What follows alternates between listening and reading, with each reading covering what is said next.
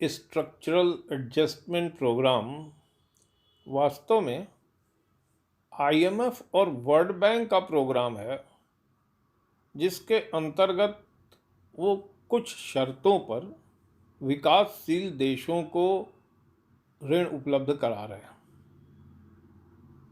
उन्होंने ये शर्त रखी कि इन शर्तों को अगर आप मानेंगे तो आपको विकास के लिए या बैलेंस ऑफ पेमेंट ठीक करने के लिए ऋण उपलब्ध कराया जाएगा। स्ट्रक्चरल एडजस्टमेंट प्रोग्राम आईएमएफ और वर्ल्ड बैंक का एक प्रोग्राम है, जिसके दबाव में वो ये चाहते हैं कि सारी दुनिया के जो विकासशील देश हैं वो पूंजीवादी रास्ते पर चलें और अपनी अर्थव्यवस्था में जो संरचनात्मक गड़बड़ियां हैं या मार्केट इकॉनमी से जो वो अलग हो रहे हैं धीरे धीरे, उसको वो ठीक करने की कोशिश करें, जिससे पूरी दुनिया की अर्थव्यवस्थाएं एक ही नियमों, एक ही सिद्धांतों और एक ही तरीक़ों से चल सकें।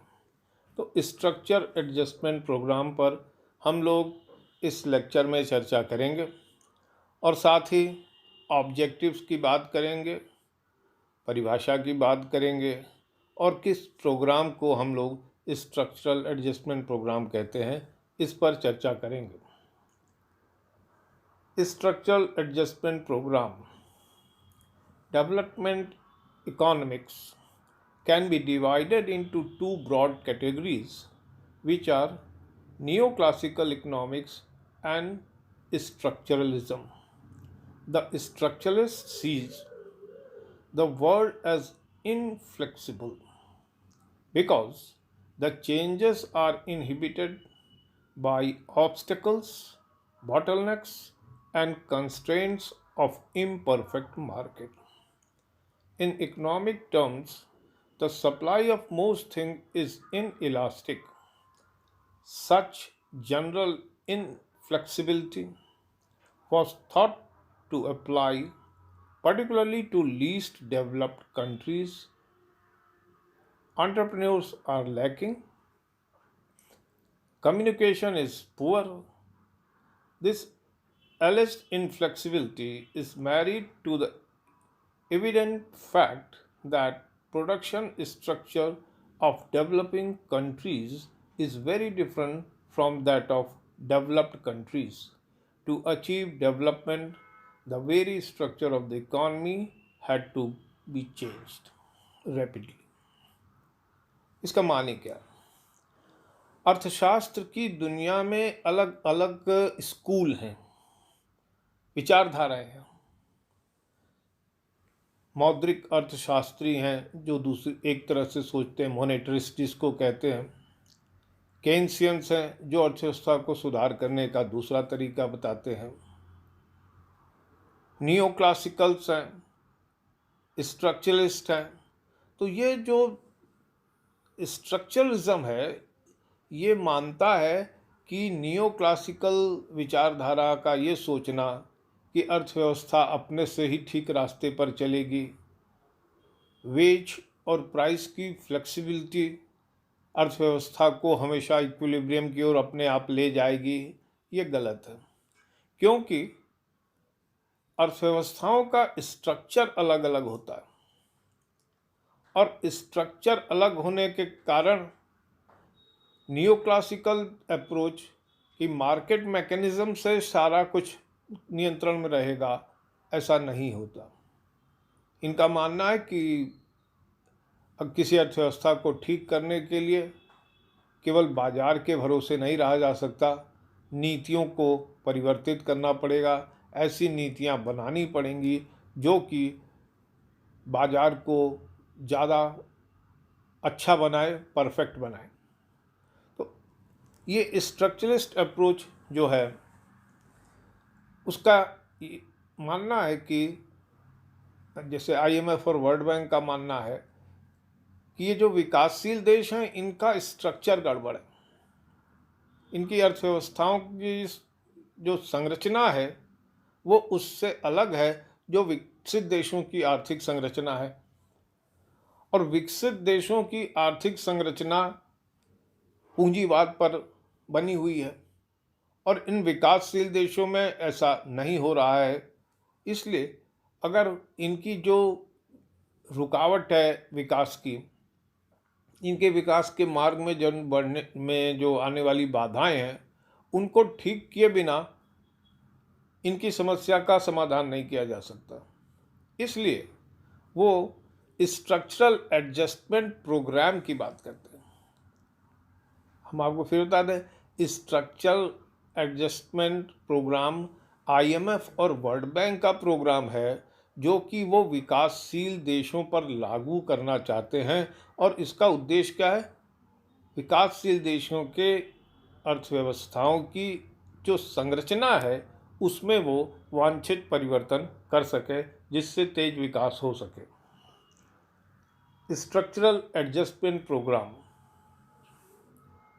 The structuralist view of the world provides a reason for distrusting the price mechanism and for trying to bring about change in other ways. Structuralism primarily seeks to provide a reason for managing change through administrative action.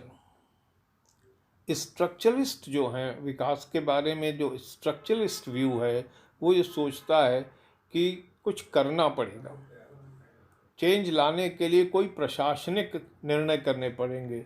और प्रशासनिक निर्णय सरकारें करती हैं।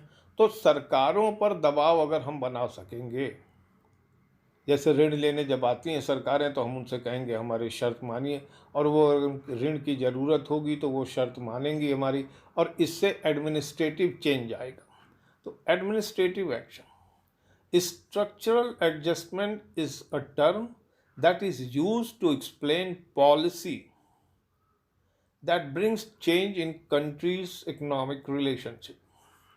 In one way or another, SAPs are conditionalities, शर्तें हैं, imposed by international organization IMF and the World Bank to grant loan to UDCs. Structural adjustment क्या programme है, इसको आप जानिए। इन वन वे या अनदर, कैसे भी कहो, SAP आर कंडीशनलिटीज, शर्तें हैं, imposed by international organization IMF और वर्ल्ड बैंक। कब? जब वो ग्रांट देने लगते हैं। The structural adjustment program SAPs are programs implemented by IMF and World Bank in helping developing countries to fight their economic failure by changing their structure. Structural adjustment program क्या है? IMF और World bank की वो शर्तें हैं जिनको loan देते समय वो लगाते हैं और ये कहते हैं कि अपनी अर्थव्यवस्था को बदलो तो तुम्हारा भी भला होगा और तुम ऋण चुकाने की स्थिति में आ जाओगे। तो स्ट्रक्चरल एडजस्टमेंट प्रोग्राम के ऑब्जेक्टिव्स क्या हैं? The main objective of structural adjustment program SAPs is to make changes in economic policies of the government of developing countries. आप इस चीज़ को समझ लीजिए। ऑब्जेक्टिव क्या है? स्पष्ट है। The main objective of structural adjustment program is to make changes in economic policies of the government. विकासशील देशों की सरकारों की आर्थिक नीतियों को बदलना, दबाव बना करके बदलना, ये स्ट्रक्चरल एडजस्टमेंट प्रोग्राम का प्रमुख उद्देश्य है। Initially, structural adjustment program SAPs was created as a method of economic recovery from Second World War. It was a mechanism for dealing with the balance of payment problems and resulted from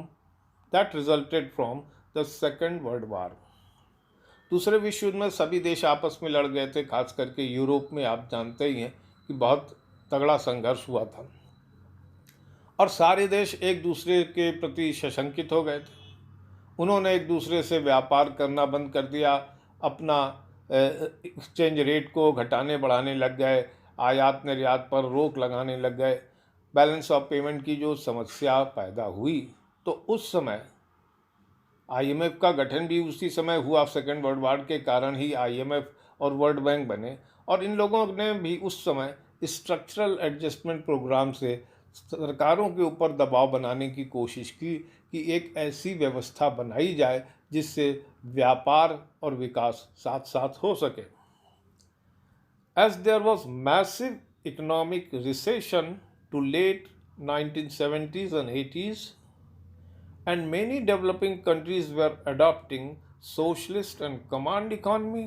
Therefore, IMF and the World Bank aim was to change these countries to free market economy. 1970 और 80 के दशक में क्या समस्या आई थी आप नहीं जानते होंगे। तेल की समस्या आ गई थी, गल्फ कंट्रीज की समस्या आ गई थी, और उस समय सारे विकासशील देश तेल आयात करते थे और तेल पर निर्भर थे। ऐसे में सबके पास एकाएक तेल के दाम बहुत बढ़ा दिए गए थे, और ऐसे में सबके पास बैलेंस ऑफ पेमेंट की गड़बड़ी पैदा होने लगी थी। एक बात थी, और दूसरी बात ये थी कि धीरे धीरे देश, विश्व की अनेक छोटी छोटी अर्थव्यवस्थाएं, भारत भी जिसमें शामिल है, तब अर्थव्यवस्था तो बड़ी है, देश बड़ा है, लेकिन विश्व की दृष्टि से छोटी है। तो ऐसी अर्थव्यवस्था में विकास के रास्ते बदलने लगे, सरकार की पॉलिसी बदलने लगी, वो धीरे धीरे समाजवादी होते चले गए और मार्केट इकॉनमी से हटते चले गए और ओपन इकॉनमी की जगह थोड़ा क्लोज इकॉनमी होने की कोशिश कर रहे थे। तो विश्व बैंक और आईएमएफ सरकार की नीतियों को बदलना चाहता था कि वो अपनी अर्थव्यवस्था को खोलें और ग्लोबलाइजेशन को स्वीकार करें। इसलिए उसने स्ट्रक्चरल एडजस्टमेंट प्रोग्राम को लागू करने कि अगर हम देशों को उधार देते हैं, ऋण देते हैं, तो उनके ऊपर कुछ ऐसी शर्तें लगाएं जिससे कि वो समाजवादी होना उनका रुके या कमज़ोर पड़े, और जो क्लोज्ड इकॉनमी वो बना रहे हैं, प्रोटेक्शन का इस्तेमाल कर रहे हैं, उस पर भी नियंत्रण लगे।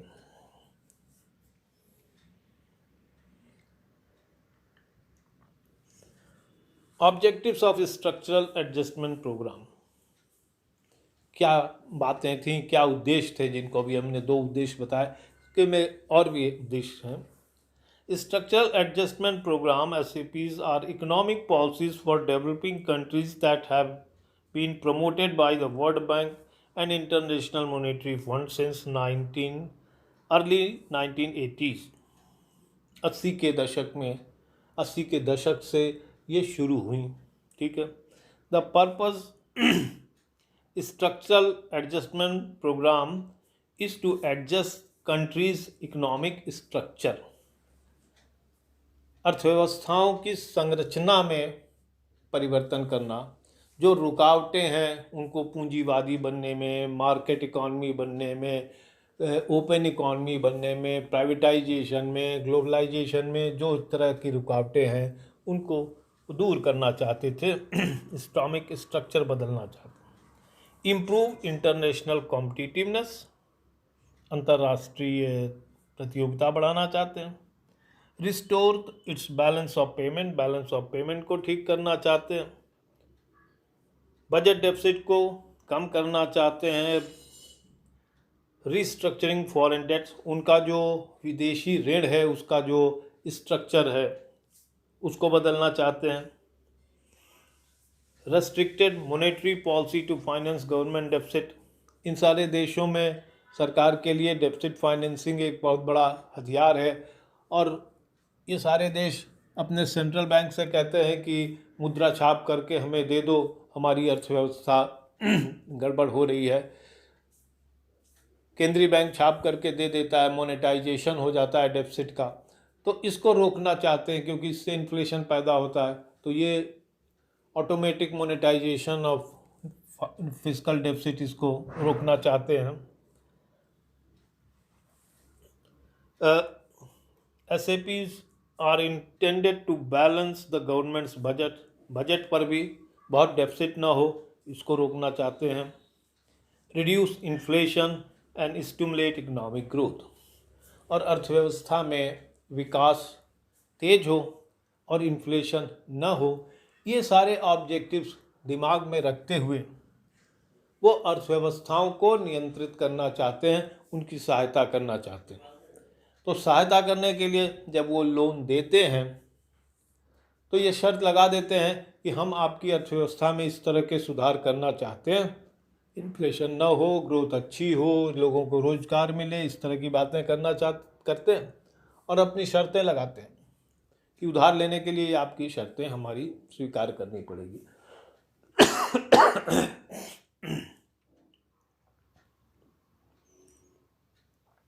It was not easy for IMF and World Bank to change these countries, as there could be resistance to change. That is why the World Bank and IMF decided to implement these policies. IMF और World bank या इनके जो आका लोग हैं, वो पूंजीवादी देश, वो चाहते हैं कि विकासशील देश खुली अर्थव्यवस्था बने, और उसके लिए अगर वो किसी और तरीके से दबाव बनाएंगे तो लोगों द्वारा विरोध होगा। इसलिए वो शर्तें रखते हैं कि अगर हमसे उधार लोगे तो तुमको ये करना पड़ेगा। The main tool for economic change which IMF and World Bank were implementing consisted of the condition imposed in order to get loans included the following. अगर आपसे कोई पूछे कि स्ट्रक्चरल एडजस्टमेंट प्रोग्राम क्या है, तो उसका बहुत छोटा सा जवाब है कि ये वो शर्तें हैं जो IMF और वर्ल्ड बैंक द्वारा विकासशील देशों के ऊपर लगाई जाती हैं लोन देते समय, कि अगर आपको लोन चाहिए तो आप हमारी अपनी अर्थव्यवस्था में इस तरह के सुधार करिए। ये स्ट्रक्चरल एडजस्टमेंट प्रोग्राम है। जैसे पहला, उसमें क्या करना है आपको, devaluation of currencies in relation to US dollar. आपको अपनी मुद्रा का अवमूल्यन करना पड़ेगा। अगर विश्व बैंक और खास करके IMF ये महसूस करता है कि आपको अपना ट्रेड बैलेंस ठीक करने के लिए, बैलेंस ऑफ पेमेंट ठीक करने के लिए आपको अपनी मुद्रा का डिवैल्यूएशन करना चाहिए, तो आपको करना पड़ेगा, नहीं तो वो लोन नहीं देंगे। तो डिवैल्यूएशन से क्या होता है, आज $1 मान लीजिए 70 रुपये का है, तो विश्व बैंक IMF कहेगा कि इसको $1 80 रुपये या 90 रुपये का कर दीजिए। उससे आपका एक्सपोर्ट बढ़ जाएगा और इंपोर्ट घट जाएगा, ट्रेड बैलेंस होगा। तो डिवैल्यूएशन की बात एक पहली शर्त उसमें रखी जा रही है। कटिंग और removing subsidies on products and services, वस्तुओं और सेवाओं के उत्पादन में जो आप सब्सिडीज दे रहे हैं, इसको या तो घटाइए या खत्म करिए। इससे इंटरनेशनल ट्रेड में आप इंटरनेशनल मार्केट के हिसाब से प्रवेश करते हैं। तो दूसरी शर्त ये लगाई जा रही है स्ट्रक्चरल एडजस्टमेंट प्रोग्राम में कि सब्सिडीज को ख़त्म करिए, डिवैल्यूएशन करिए एक, दूसरा सब्सिडीज को ख़त्म कीजिए। तीसरी बात, removal of price control on consumer goods. आप अपने देश में जो कीमतों का नियंत्रण करते हैं वो भी बंद कर दीजिए। हमारे देश में जैसे आप जानते हैं, पेट्रोल की कीमत, सीमेंट की कीमत, लोहे की कीमत, चीनी की कीमत, इस तरह की अनेक चीज़ों की कीमत सरकार द्वारा तय की जाती थी। उनका ये कहना है कि हमसे अगर लोन चाहिए तो आप अपनी इस तरह की पॉलिसी को ख़त्म करिए, बाजार को मार्केट के डिमांड और सप्लाई के हिसाब से चलने दीजिए। Removal of minimum wage labour laws. Minimum wage का नियम क्या है? सरकार ये कहती है कि किसी भी मजदूर को एक न्यूनतम राशि से कम वेतन नहीं दिया जा सकता, मजदूरी नहीं दी जा सकती। ये बदलता रहता है, लेकिन सरकार तय कर देती है। अब इसका परिणाम क्या होता है? इसका परिणाम ये होता है कि जो लेबर मार्केट है उस पर आपने नियंत्रण लगा लिया। एक स्वतंत्र लेबर मार्केट में कीमतें डिमांड और सप्लाई से तय होती हैं, लेकिन अगर आपने मिनिमम वेज लॉज को इस्तेमाल किया तो इसका मतलब है कि आप जो है बाजार को स्वतंत्र नहीं छोड़ रहे हैं। दोनों बात कह रहे हैं कि आप कंज्यूमर गुड्स को भी स्वतंत्र करिए, वहाँ भी कीमत नहीं निर्धारित करिए, वस्तुओं की कीमत नहीं निर्धारित कीजिए, और मजदूरी को भी निर्धारित नहीं करिए कि इससे कम मजदूरी नहीं दी जा सकती। यानी मार्केट को मार्केट फोर्सेस के ऊपर छोड़िए। लिबरलाइजेशन ऑफ ट्रेड, इसका मतलब है आयात निर्यात के ऊपर न्यूनतम प्रतिबंध लगाइए, लिबरल होइए। जो देश आपको भेजना चाहे भेज सके, आप जिस देश को भेजना चाहें भेज सकें। टैरिफ्स को कम कीजिए, कोटा को कम कीजिए, इस तरह के रिस्ट्रिक्शन को कम कीजिए। प्राइवेटाइजेशन ऑफ पब्लिक सेक्टर, समाजवाद की ओर बढ़ रहे हैं जो देश, वो नेशनलाइजेशन करते हैं, धीरे धीरे संपत्तियों का राष्ट्रीयकरण करते हैं। और भारत में भी हमारी औद्योगिक नीति के कारण बहुत बड़ी मात्रा में नेशनलाइजेशन हुआ, बहुत सारे यूनिट्स, पब्लिक सेक्टर अंडरटेकिंग्स लगाई गई बड़ी बड़ी, तो उनको आप प्राइवेट कर दीजिए। एक तो उनका क्षेत्र जहाँ जहाँ आपने रिजर्व किया हुआ है कि सरकार ही केवल उत्पादन करेगी, उसको ख़त्म करिए। और दूसरा, जो सरकारी इकाइयाँ हैं आप उनको प्राइवेट सेक्टर को दे दीजिए। तो प्राइवेटाइजेशन ऑफ पब्लिक सेक्टर। और साथ ही साथ to invite multinational companies to invest, अपने देश में बहुराष्ट्रीय कंपनियों का स्वागत करिए जिससे कि वो आपके देश में इन्वेस्ट करें, और आपके देश में इन्वेस्टमेंट बढ़ने से आपके देश का जो विशेष साइकिल ऑफ पॉवर्टी है वो टूटेगा, आपको लाभ होगा।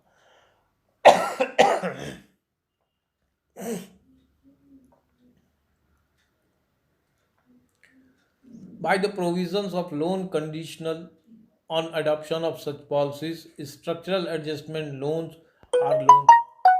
अब अगर आप इन पॉलिसियों को अपनाते हैं, स्वीकार करते हैं, तो आपको जो लोन दिया जाएगा उसको कहा जाएगा structural adjustment loans. Structural adjustment loans are loans made by the World bank.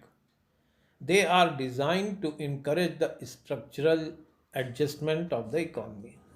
अर्थव्यवस्था की संरचना को बदलने के लिए आपको वर्ल्ड बैंक द्वारा जो लोन दिया जाएगा उसको स्ट्रक्चरल एडजस्टमेंट लोन कहा जाएगा। By for example, removing excess government controls and promoting market competition as a part of neoliberal agenda followed by the bank।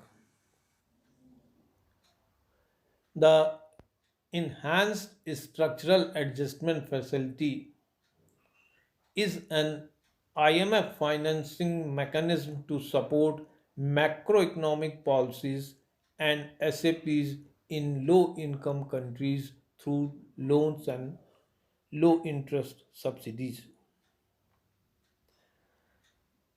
एक तो वर्ल्ड बैंक द्वारा आपको स्ट्रक्चरल एडजस्टमेंट लोन दिए जाएंगे, थोड़ा छूट दी जाएगी, ज़्यादा मात्रा दी जाएगी, कुछ सस्ते दिए जाएंगे अगर आप उनकी कंडीशन को स्वीकार करते हैं। और आईएमएफ क्या करेगा? आईएमएफ द्वारा आपको इन्हांस्ड स्ट्रक्चरल एडजस्टमेंट फैसिलिटी के अंतर्गत लोन दिया जाएगा जिससे कि आपके देश की अर्थव्यवस्था में सुधार हो। ये थोड़ा सस्ते लोन होंगे और एक तरह की इंटरेस्ट सब्सिडी के साथ आपको मिलेगा। तो इस प्रकार हम ये देखते हैं कि एसएपी क्या है? कंक्लूजन के रूप में आपसे बात करें, एसएपी क्या है? एसएपी आईएमएफ और वर्ल्ड बैंक का की एक कंडीशन है जो प्राइवेटाइजेशन को बढ़ावा देने के लिए कहती है, प्राइवेट सेक्टर को बढ़ावा दीजिए। लिबरलाइजेशन की बात करती है कि आयात निर्यात में आप लिबरल होइए। देश से जो आपके मार्केट पे कंट्रोल हैं उनको हटाने की कोशिश करती है कि आप सब्सिडी मत दीजिए, आप प्राइस पर कंट्रोल मत करिए। तो इस तरह से जो हम कहते हैं नई न्यू इकोनॉमिक पॉलिसी भारत की, जिसमें 3 बातें हैं, प्राइवेटाइजेशन, लिबरलाइजेशन और globalization. LPG, L for liberalization, P for privatization, G for globalization. तो स्ट्रक्चरल एडजस्टमेंट प्रोग्राम LPG की पॉलिसी को लागू करने के लिए UDCs पर, अंडर डेवलप्ड कंट्रीज पर, IMF और वर्ल्ड बैंक द्वारा निर्धारित शर्तें हैं।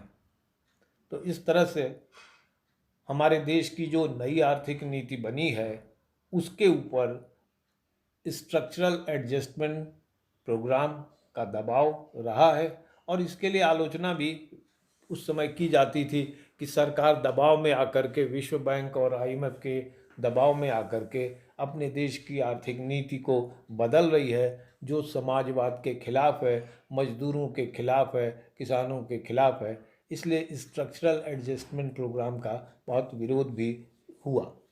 आपने हमारी बात सुनी, आपको बहुत बहुत धन्यवाद। और अगले जो लेक्चर में इसी से जोड़ करके हम लोग बात करेंगे हमारी नई आर्थिक नीति में LPG क्या है।